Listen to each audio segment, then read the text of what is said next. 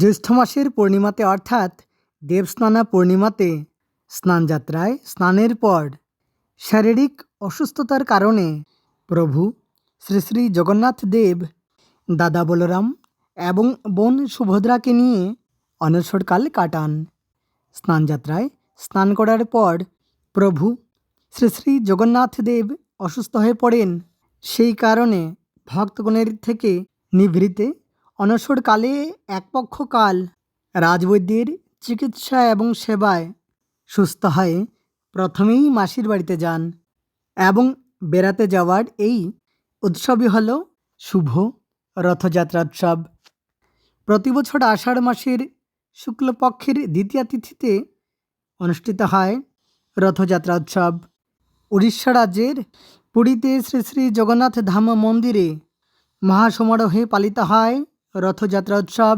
দর্শক বন্ধুরা, 2026 সালে 1433 বঙ্গাব্দে রথযাত্রা উৎসব অনুষ্ঠিত হবে 31শে আষাঢ় 1433, 16ই জুলাই 2026 বৃহস্পতিবার, আষাঢ় মাসের শুক্লপক্ষের দ্বিতীয়া তিথি এবং সেদিনই অনুষ্ঠিত হবে শ্রী শ্রী জগন্নাথ দেবের রথযাত্রা।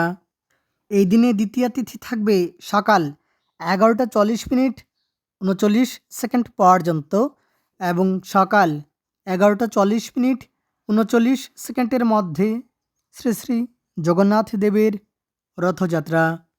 সেই দিনই পুরীর শ্রী শ্রী জগন্নাথ ধাম মন্দির থেকে রথে চড়ে প্রভু শ্রী শ্রী জগন্নাথ দেব দাদা বলরাম এবং বোন সুভদ্রাকে নিয়ে মাসির বাড়ি অর্থাৎ গুন্ডিচা মন্দিরে যান এবং সেখানে এক সপ্তাহ কাটিয়ে আবার রথে চড়ে পুরীর শ্রী শ্রী জগন্নাথ ধাম মন্দিরে ফিরে আসেন 3 ভাই বোন।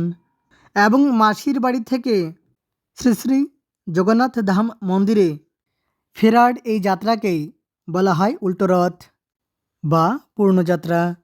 এবং উল্টো রথ অনুষ্ঠিত হবে 7ই শ্রাবণ 1433, 24শে জুলাই 2026 শুক্রবার, আষাঢ় মাসের শুক্লপক্ষের দশমী তিথি এবং সেদিনই অনুষ্ঠিত হবে শ্রী শ্রী জগন্নাথ দেবের উল্টো রথ বা পূর্ণযাত্রা, উৎকল মতে বহুধা যাত্রা। তাহলে আজকের জন্য এ পর্যন্তই। পরবর্তী ভিডিওতে আলোচনা করতে যাচ্ছি রথযাত্রার এই শুভ দিনে কী কী শুভকর্ম করা যাবে। অনেক অনেক ধন্যবাদ ভিডিওটি শেষ পর্যন্ত দেখার জন্য।